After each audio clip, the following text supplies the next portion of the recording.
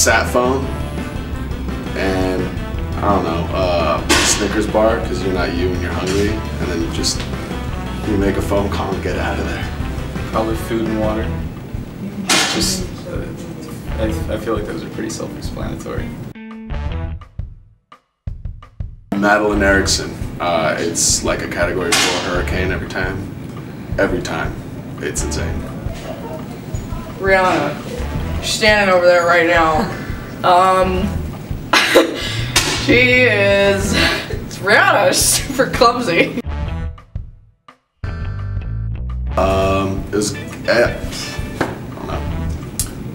Probably the 80s, just because I really like the music. You know, kind of see like Nirvana come up, and yeah.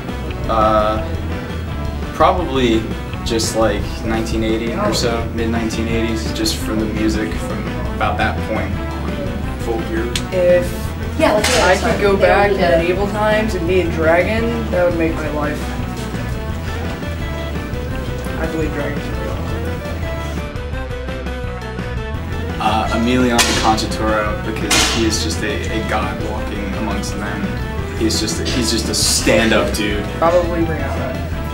Mostly because we look pretty similar and both act about the same.